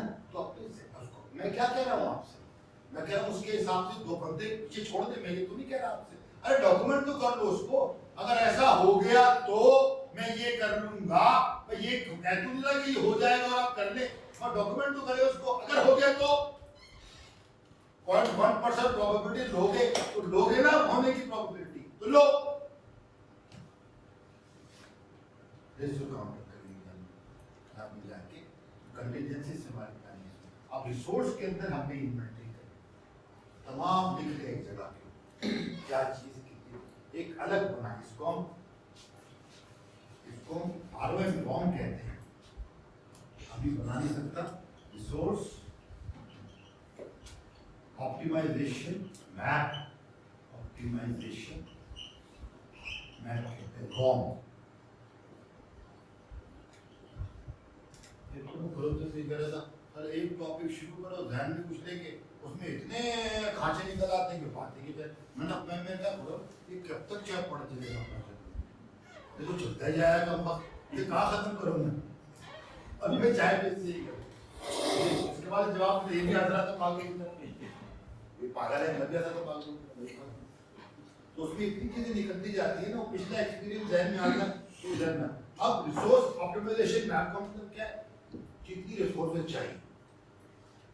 आपको पता है, आप इस फील्ड के बादशाह, आपको पता है और लोगों को मुझे पता नहीं क्या ट्रेडर है जिसका जो भी है आपको पता है, तो सारी को पेन डाउन कर लें, पेन डाउन कर। इस प्रोजेक्ट के लिए मुझे 11 आदमी चाहिए, फला चीज़ें चाहिए, फला चीज़ें चाहिए, फला चीज़ें चाहिए, सारे रिसोर्स। अभी क्या चीज़ कहाँ लगेगी, कौन बंदा कहाँ जाएगा, क्या करेगा, मुझे कुछ नहीं पता।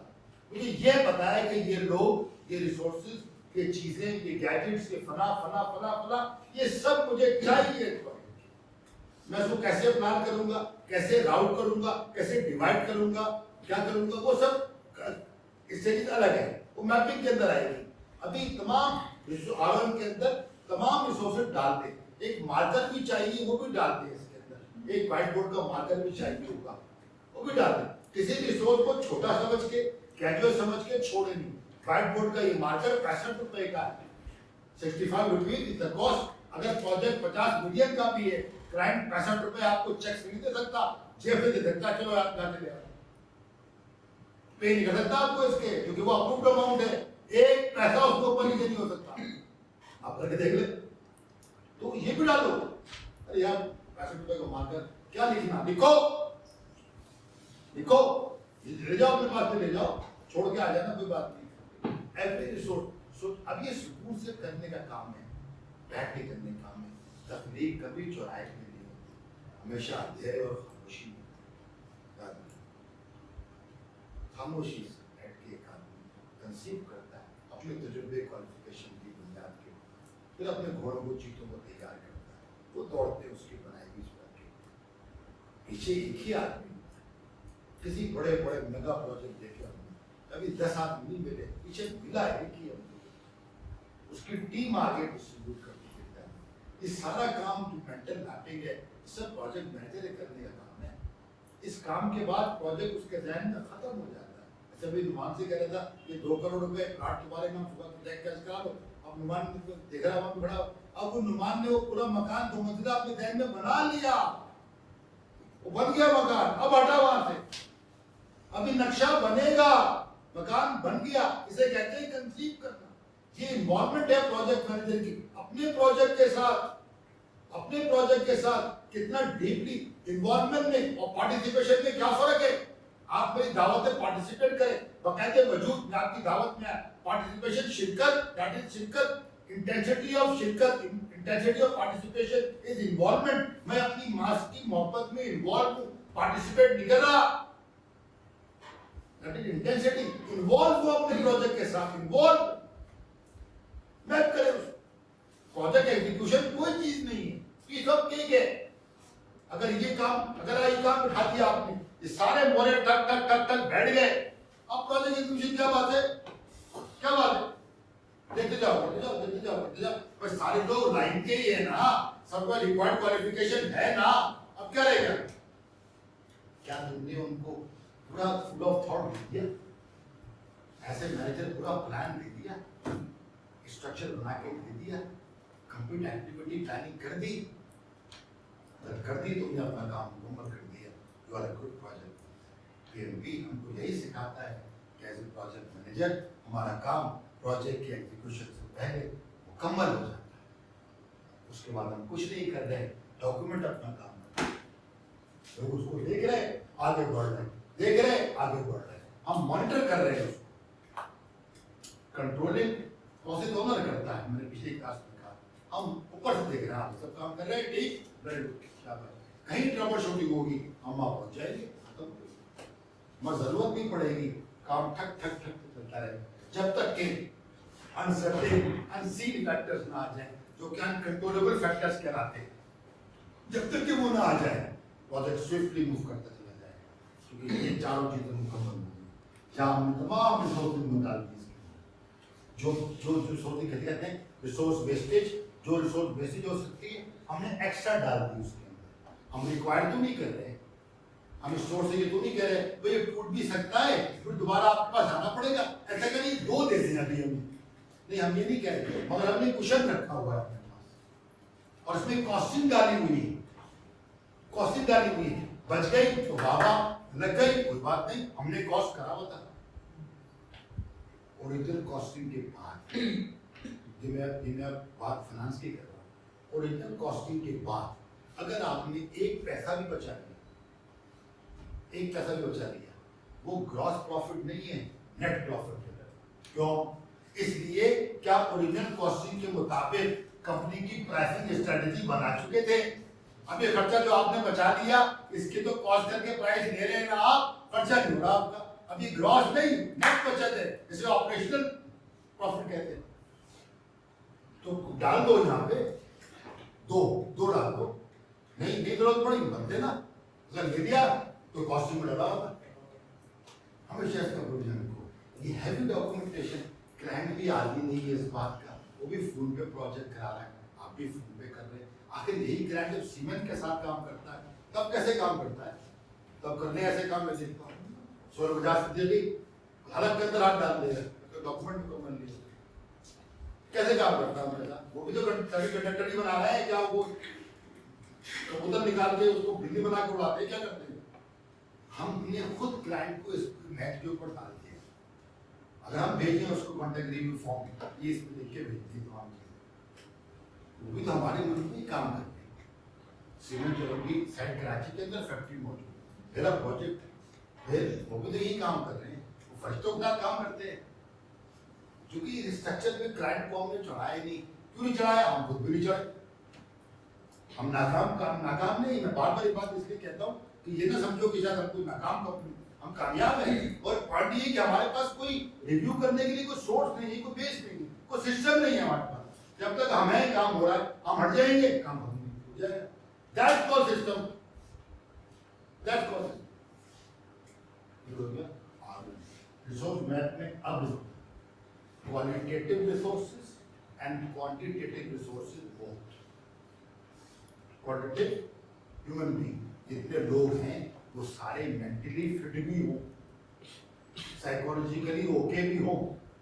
किसी आदमी घर में कोई मसला है, कोई परेशानी है, आपने उसको प्रोजेक्ट टीम में डाल दिया, सेंसिटिव पोजीशन है, ऐसा ना हो कि प्रेशर की वजह से ऐसी गलती कर दे जो आपके गले पड़ जाए। तो मैन बाइंग रिसोर्स है जिसका फिजिकल और साइकोलॉजिकल दोनों फिटनेस लाजमी है। तो मेक श्योर कि वो साइकोलॉजिकली फिट है वो आदमी, ताकि वो चीज़ जब परफॉर्म करने के लिए जाए आप सही उसको सही तौर पर परफॉर्म कर सके। अगर वो डिस्टर्ब है, परेशान है, आपने गुजर दिया उसको, और मेन पोजीशन में काम कर रहा है, वो कोलैप्स कर जाएगा। तो असल में अपना प्रोजेक्ट ही आपका उसके ऊपर कोलैप्स कर जाएगा। ठीक हो गया? फिर क्या आइए आपके पास लीडिंग, तो मीडिया पता नहीं कहाँ चला गया। लास्ट चीज क्या है? लीडिंग, है ना? लीडिंग के अंदर कंप्लीट सबसे पहले चीज जो आएगी वो क्या आएगी? लीडिंग के अंदर आएगी आपकी कि आप कंप्लीट उसका मैप उसको बना के दें कि आपने कैसे लीड करना। ये मैं अलग से पूरा अब सबसे इसके बाद इम्पोर्टेंट चीज क्या है? कंट्रोल। अब कंट्रोलिंग के अंदर क्या है? आप कंट्रोल मैप बनाते हैं, कंट्रोल मैप कि कहाँ इस प्रोजेक्ट पे मैं कंट्रोलिंग करूँगा। उसके अंदर आप क्या बनाते हैं? CPs बनाते हैं और CCPs बनाते हैं, controlling point and critical controlling point. मैंने पहले भी कहा था, रिपीट कर रहा हूँ, कंट्रोल ना कभी था, ना है, ना होगा। Control is not a process, control is an activity that is performed at specific points, designated points, जो हमने खुद डेजिग्नेट किए, खुद बताए। मगर जब हमने कहा controlling point, the critical controlling point, once you use the word point, that it cannot be a process, it can only be an activity। ठीक हो गया? CP और CCP डिफाइन करें। इन दोनों को डिफाइन करने के साथ आप क्या करते हैं? इसे कहते हैं HE, हैजर्ड एनालिसिस। कहाँ है आपके काम में? हैजर्ड के बहुत चांसेस हैं, आपका काम लाइफ एंड डेथ है। अगर PPEs नहीं है तो मौत भी वाकई हो सकती है। पर्सनल प्रोटेक्टिव इक्विपमेंट्स कराते हैं, PPEs जो लोग नहीं है उनके लिए क्या है ना, जो रबर ग्लव्स का बूट्स जो आपके PPEs के अंदर आते हैं, स्पेसिफिक प्रोजेक्ट में, हर प्रोजेक्ट में नहीं। तो इसकी पूरा कंट्रोल मैप कहाँ मैं कंट्रोल करूँ, controlling time and controlling cost, दो चीजें आती हैं इसकी। CD कंट्रोल टाइम और CC कंट्रोल कॉस्ट। कितना टाइम लगेगा इस कंट्रोल को परफॉर्म करने में। अब जितना टाइम जब तक कंट्रोलिंग हो रही है, चेकिंग हो रही है, तब तक प्रोजेक्ट इस कंडीशन में है, हॉल्ट है, रुका हुआ है। क्योंकि ये क्लियर करेगा तो आगे काम होगा ना। जैसे कंट्रोलिंग पॉइंट आता है, प्रोजेक्ट की प्रोग्रेस एट हॉल्ट हो जाती है, इसलिए कि कंट्रोलिंग की क्लैरिफिकेशन के बाद ही काम आगे चल सकता है। तो प्रोजेक्ट की जो टाइमिंग हम बनाते हैं उसके अंदर कंट्रोल टाइमिंग को इनकॉर्पोरेट करते हैं। मान लो 30 दिन का प्रोजेक्ट है और कंट्रोल टाइम इसके 1 दिन बनता है, तो प्रोजेक्ट कितने दिन का रह गया? 29 दिन का। और तो कॉस्ट भी 2-2 मिनट लगते हैं। 2-2 मिनट लग के 1 दिन हो जाता है भाई, काउंट तो करो उसको। क्लियर हो रहा है? प्रोजेक्ट अगर 1 दिन पूरा प्रोजेक्ट पे कंट्रोलिंग पे लग गया तो कितने दिन रह गए? 29 रह गए ना। अब पता चला कितने हो कम हो गए? हमको पता नहीं चल रहा कम हो रहा है।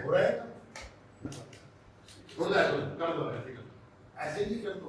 कंट्रोल टाइम है, कंट्रोल टाइम से कॉस्ट ऑफ कंट्रोल है, और कॉस्ट ऑफ कंट्रोल एग्जैजुरेटेड है तो आप उसको अप्लाई नहीं कर सकते। वो तो कंट्रोलिंग की कॉस्ट प्रोसेस की कॉस्ट से बढ़ जाएगी तो कौन लेगा उसको? No one can go for that controlling measures which are more costlier than the original process. Right? Controlling point, critical control points, controlling time and controlling cost. 4 चीजें आएगी कंट्रोल मैप के अंदर, ये हम कभी बनाते ही नहीं। हम क्यों बनाएंगे? हाँ इसका क्या लिखते? एक आदमी था, 2 आदमी, 3 आदमी, 4 आदमी, और में पूरा हॉल खाली हो गया। then उनको कोई तकलीफ नहीं करना पड़ी। जब ये समझ गए, वहां से कॉन्सेप्ट आया क्वालिटी एश्योरेंस का। Start taking the quality of the process before the process. उसने तो रिजेक्शन काउंट कर रहे हो, क्वालिटी कंट्रोल क्या कर रहे हो उसके अंदर? अमेरिकन ने इस कॉन्सेप्ट को डायरेक्ट से बाय नहीं किया था, जैपनीज ने बाय कर दिया।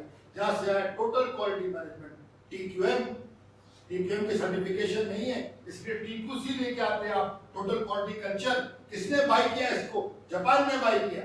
अवार्ड मिलता है मैल्कम बैलरिज, अमेरिका देता है 5 कंपनियों को जो जिन्होंने TQC अपने इंप्लीमेंट किया। TQM के पॉइंट है, सर्टिफिकेशन कोई भी नहीं, आप चेक कर लें। क्वालिटी एश्योरेंस, क्वालिटी एश्योरेंस क्या है? Quality of the process management. कहाँ से शुरू किया क्वालिटी को? कहाँ से शुरू किया क्वालिटी को? शुरू किया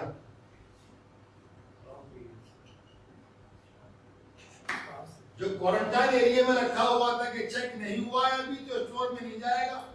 जब चेक किया तो मालूम हुआ 50% फ्लॉ तो रॉ मटेरियल के अंदर ही है, तो गाड़ी तो बनती है ना फिर। अब अगर ये प्रोजेक्ट प्रोसेस में चले जाते तो 50% रिजेक्शन तो पक्की थी।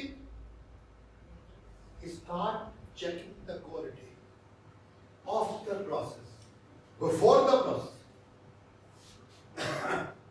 मिसाल के तौर ये रूम है, इस रूम में एक फ्लोर है। क्या फ्लोर है? इसमें कोई वेंटिलेशन नहीं, ओरिजिनल वेंटिलेशन, एयर टेकिंग नहीं। अब जब ये रूम बन रहा है, अब मैं क्या करूं? फौरन यहाँ पे 2 रोशनदान परमानेंट, इसे परमानेंट वेंटिलेटर्स कहते हैं। खिड़कियां खोलेंगे और बंद करेंगे तो होगी, वरना नहीं। ये परमानेंट नहीं, रोशनदान है, खोले हवा गुजर रही आ रही है नहीं। अब मैं क्या करूं? हाईलाइट किया जहाँ 2 रोशनदान बनाए, दैट इज क्वालिटी कंट्रोल। जब ये रूम बन रहा था उस वक्त में 2 रोशनदान बनाया था, that is quality. Project management की अप्रोच कंट्रोल की नहीं है।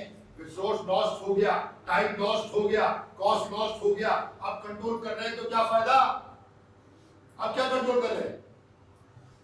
शुरू से प्रोसेस के अंदर, रॉ मटेरियल के अंदर ह्यूमन रिसोर्स भी आ गए। ह्यूमन रिसोर्स भी आ गए। ये बंदे जो आ रहे हैं सब ठीक है, काम करने के काबिल है, स्ट्रेस में काम कर सकते हैं, क्लैप तो नहीं कर जाएंगे। That is concept quality assurance. हमेशा अप्रोच कैसी हो?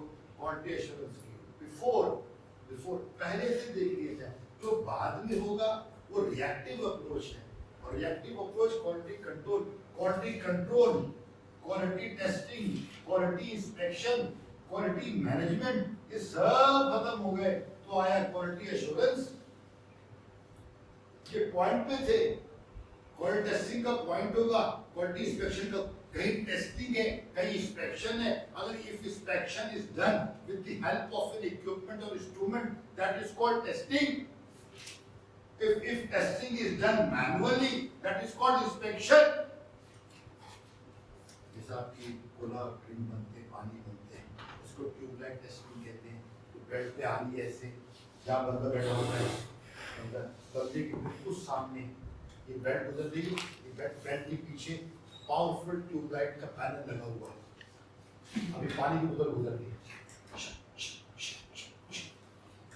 तो किसी में कोई भी चीज नहीं है, तो ट्यूबलाइट से ट्यूबलाइट टेस्टिंग है। इसके लिए क्या इंस्ट्रूमेंट क्या इस्तेमाल होगा उसकी आंख, जो टेस्टिंग नहीं हो सकती, क्या कहलाएगी? Inspection. That if testing is done without instrument or equipment, that is called inspection. If inspection is done with the help of an instrument or equipment, that is called testing. Instrument और equipment में क्या फर्क है? Equipment वो जो testing point पे चला जाता है, इंस्ट्रूमेंट वो जिसके पास टेस्टिंग जाके करना पड़ती है। जैसे वेइंग स्केल एक जगह लगा होता है, अब उस पे जाके वजन रखते हैं ना। वर्नियर कैलिपर, स्क्रू गेज, तो जेब में डाले घूमते हैं आप, तो vernier caliper, screw gauge testing equipment ही है ना। इंस्ट्रूमेंट इक्विपमेंट का फर्क है। कसम खुदा की बात है कि पूछो 100 लोगों में से एक बताते मेरा खून लगा, मुझे बता देना अपना गला हो काटो। फिर बता रहा हूं, इक्विपमेंट वो जो टेस्टिंग पॉइंट पे पहुंचता है, इंस्ट्रूमेंट वो जिसके पास जाकर टेस्टिंग करना पड़ती है। फर्क है। मेजरिंग टेप इक्विपमेंट है, जेब में डाला हुआ निकाला, ठीक है, क्लियर है, ठीक है, फर्क है। इसको हम पढ़ाते हैं calibration of inspection, measuring and testing equipment clause है। इंस्पेक्शन, मेजरिंग एंड टेस्टिंग वो इक्विपमेंट जो मैन्युफैक्चरिंग या प्रोसेसिंग में इस्तेमाल नहीं हुए, सिर्फ इंस्पेक्शन, मेजरिंग और टेस्टिंग में इस्तेमाल, उनको हम कैलिब्रेट करते हैं। खास उसके ऊपर कोई अलग टॉपिक है, ध्यान में आ गया तो वो अलग है बिल्कुल, तो उनके ऊपर लेके जाने पड़े वो सारे के सारे टेस्टिंग, इंस्पेक्शन, मैनेजमेंट उनको बनाया। फिर कॉन्सेप्ट आया क्वालिटी एश्योरेंस, जिसपे जैकलीज काम करते थे। उन्होंने वो मिसाल दी थी उनको, जो जनरल टैक्टिक में उनको ऑर्डर दिया था, तो मुझे थोड़ा मुश्किल हुआ 3 खराब जनरेटर बनाना। वो समझे कि 3% रिजेक्शन का मतलब है 3 जनरेटर खराब बनाना, तो 100 बिल्कुल ठीक बनाए, 3 खराब बनाए, बड़ी मुश्किल हुई। उम्मीद है आप खुश होंगे, उनको पता ही नहीं था खराब बनाने कैसे। ये मैंने कहा क्वालिटी एश्योरेंस अप्रोच कैसी हो, क्वालिटी एश्योरेंस। अब क्वालिटी एश्योरेंस की अप्रोच कौन सी अप्रोच है? That is purely a proactive approach. क्योंकि मेरी फील्ड है, मुझे पता है, इसमें मैं ट्रेनिंग करा रहा हूँ, मेरी फील्ड है, यहाँ खड़ा होकर बोल रहा हूँ, ये मेरा काम है, सुबह शाम में ये काम करता हूँ। इसके अंदर क्या क्या हुकम्स हो सकते हैं, क्या क्या रिस्क हो सकते हैं, क्या क्या चीजें हो सकती है, मुझे पता है, सब मुझे पता है। ना हो कोई बात नहीं, और हो जाए तो क्या मेरे पास कंटीजेंसी है या नहीं? अगर नहीं है तो मैं एक फेल्ड ट्रेनिंग मैनेजर हूँ, क्योंकि मैं खाली ट्रेनर नहीं हूँ, इस वक्त मैं ट्रेनिंग मैनेजर भी तो हूँ। मैं इस क्लास को मैनेज भी तो कर रहा हूँ यार, खाली खड़ा होकर दीवार से बातें तो नहीं कर रहा मैं। तो और आदमी को पता है, उसके फील्ड का पता है उसको, ऐसा उसकी अप्रोच ये है। वो कहता है हो जाएगी तो कर लेंगे, वो कंट्रोल की अप्रोच है। तब तक रिसोर्सेज का, टाइम का, कॉस्ट का लॉस तो हो गया, अब अगर आप कर रहे हैं तो फायदा क्या है? अप्रोच एश्योरेंस, क्योंकि ये हो ही ना, अगर हो गया तो मैं कर लूं। मगर फिर मैं कह रहा हूँ ह्यूमन एरर हो सकता है, मगर आपकी अप्रोच कैसी थी, आपने कैसे प्लान किया था, कैसा होगा? जो मैंने कंस्ट्रक्शन की मिसाल दी अभी, कि हम पहले अगर रोशनदान बनाते हैं, क्वालिटी एश्योरेंस की अप्रोच बनाने पर 100% ऑडिट में अप्रूव नहीं हुआ। क्लियर है? तो हम इसके अंदर क्लियर हो गया क्वालिटी एश्योरेंस। अब क्वालिटी एश्योरेंस का मतलब ये है, अब अगर कोई चीज गलत हो गई, उसे आपने क्या कहा? That is called non conformance. आम जुबान में समझाने के लिए इसको हम नॉन कन्फर्मिटी भी कह देते हैं। नॉन कन्फर्मिटी, कि नॉन कन्फर्मेंस हो ही ना, चलिए सिचुएशन इसको समझने के लिए ये फ्लोर है, शॉप फ्लोर है, काम हो रहा है, मुझे करंट लगा, मैं काम कर रहा हूँ, ग्लव नहीं पहना, ग्लव ना पहन नॉन परफॉर्मेंस हो गई, करंट लगा, ये फट गया मेरा, खून बहने लगा, रामचंद्र ने देखा वहां से खून बह रहा, ये भाग के आए, आके उन्होंने पहला ना एक्शन नंबर 1 मेरे हाथ को पे कस के हाथ लग दिए, खून का बहना रुक गया। अब शाम तक तो हाथ पे हाथ भी रखेंगे, देखा इधर उधर ही कपड़ा पड़ा था, साफ है गंदा है, कोई केयर किए बगैर उसको उठाया और कस के बांध दिए, खून रुक गया। तो अब ये कपड़ा पे ही बंधा रहेगा, जो गाड़ी मोटरसाइकिल अवेलेबल थी उसमें उन्होंने मुझे डाला, डॉक्टर के पास गए, डॉक्टर ने खोला, साफ किया, टेटनस लगाया, स्टेचिस लगाया, सब लगाए, पट्टी बांधी, दवा दी, हम दोनों एंटर हो गए शॉप फ्लोर पे, जहाँ से हम गए। 3 एक्शन नॉन कमेंट बता दी मैंने आपको, 3 एक्शन, तीनों में से कौन सा करेक्टिव एक्शन है?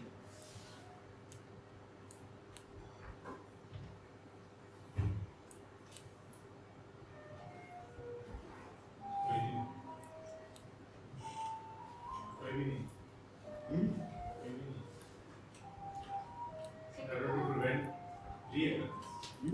रिएक्टेंस को अवॉइड करने के लिए कुछ भी नहीं किया।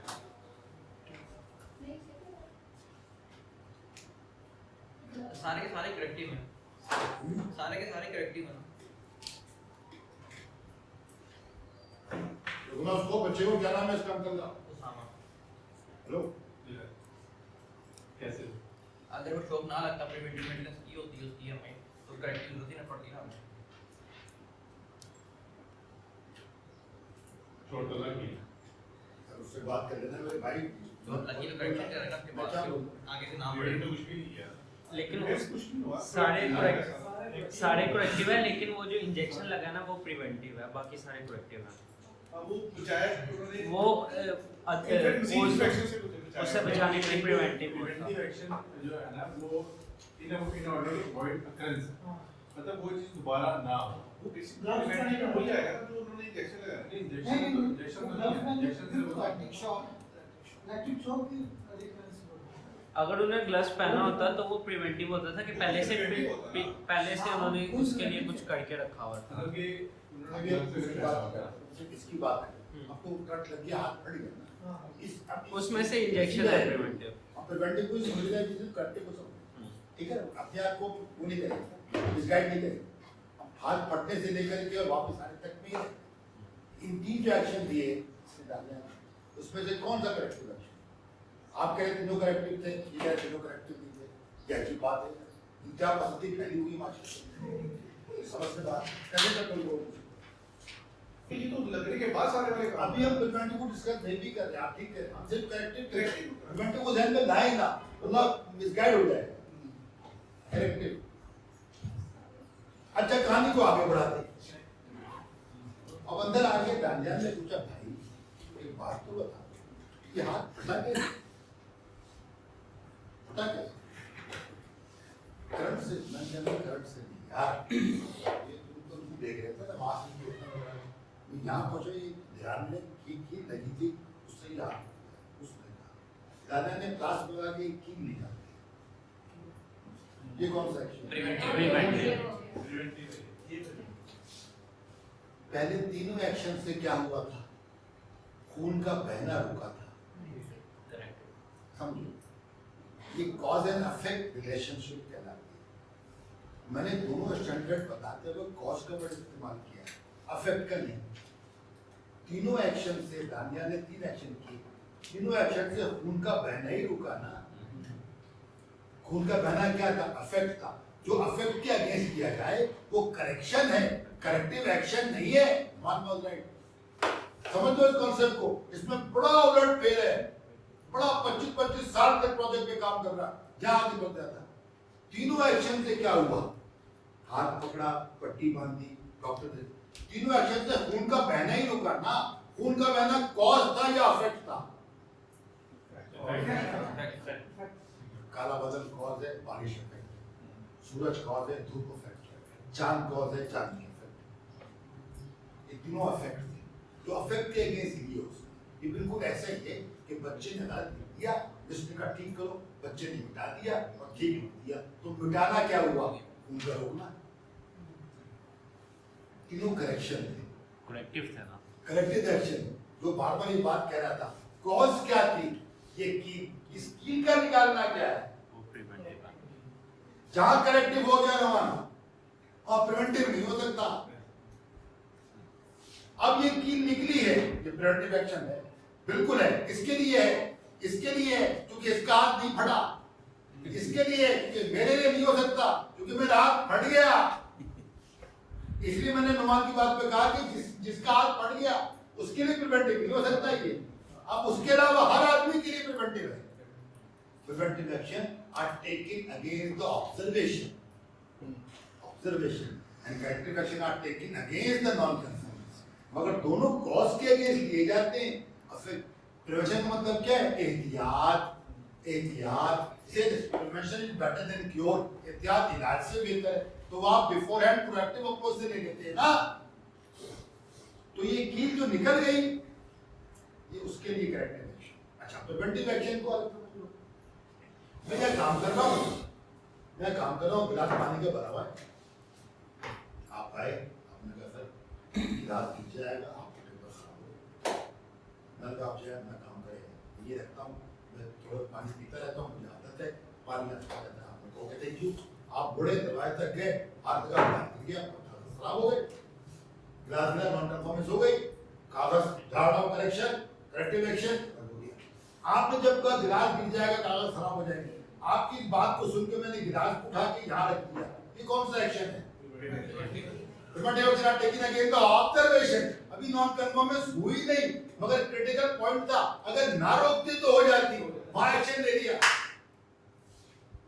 तो नियर मिस की क्या, near miss, I'm sorry, near miss अलग है यार, तुम कहाँ चले जाते हो, सेफ्टी में चला।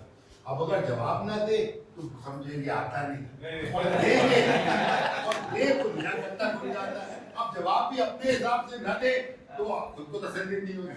ये पढ़ता है, ये तो कह रहा था पागल से मैं, वो मुझसे बड़ा पागल है, दोनों पागल हैं। जरा खुद का जवाब देता हूँ, ये क्लियर हो गया, हमेशा ये नॉन कंफर्मेंस हो गई, करेक्टिव एक्शन, क्वालिटी एश्योरेंस की अप्रोच क्या है, प्रिवेंटिव एक्शन। और यही अच्छी प्लानिंग है, जैसे इंटेलेक्चुअल फोरसाइट कहते हैं, जिसको फाइनेंस में फोरकास्टिंग कहते हैं, सेल में फोरकास्टिंग कहते हैं, उसको फोरसाइटेडनेस कहते हैं। प्रोजेक्ट मैनेजमेंट के अंदर दूरंदेशी कितना दूर तक देख सकता है, कैसा दूरंदेश आदमी, ये कहते हैं ना।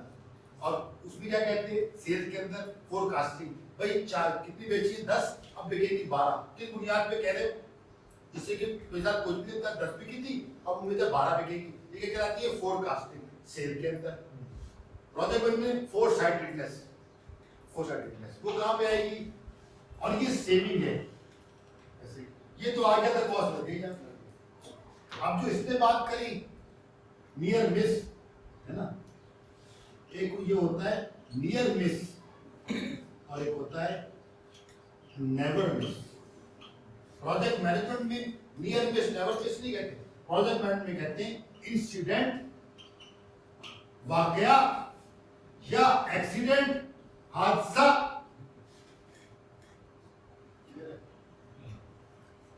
गिर गया, यहाँ पे गिर गया, और समझ लो इंसिडेंट एक्सीडेंट कौन है, सिर्फ एक, पूरी बिल्डिंग को आग लग जाए तो बात।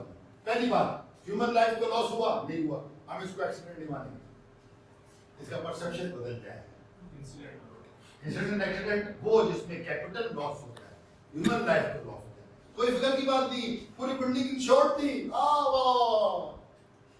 मुझे इंसान मर गया, अगर वो इंश्योर्ड था भी तो वापस भी नहीं आ सकता। अप्रोच प्रोजेक्ट मैनेजमेंट की क्या है कि mega scale open sky project कहलाते हैं, डैम, रोडे, एयरपोर्ट, रनवेज, इनको mega scale open sky project कहते हैं। सबसे ज्यादा रिस्क यहाँ पे होता है क्योंकि आप कंट्रोल नहीं कर सकते, खुले में काम हो रहा है, और इतना बड़े स्केल पे काम हो रहा होता है, अंदर बाहर इसके फोल्डिंग के वक्त अंदर बाहर हर तरफ मजदूर लगे हुए, बहुत मुश्किल होता है। सबसे ज्यादा ये चीजें इसी प्रोजेक्ट के होती है।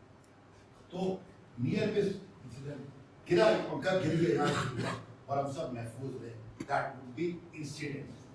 पंखा गिर गया, हम में से क्यों नुकसान पहुंच गया, दैट वुड बी एक्सीडेंट। तो नियर मिस नुमा ये वैसे लोगों ने बनाया है। और प्रोजेक्ट मैनेजमेंट टर्मिनोलॉजी इंसिडेंट और एक्सीडेंट जिसको हम देते हैं प्रोजेक्ट ऑपरेशंस के अंदर देते हैं, इंसिडेंट और एक्सीडेंट इसी के अगेंस्ट आते हैं, जिसको आप कहते हैं PPE, personal protective equipments. PPE इसी के लिए आते हैं, है ना? पीपीई 5-6 पीपीई है, ये चाहते हैं इससे बचने के लिए। क्लियर है?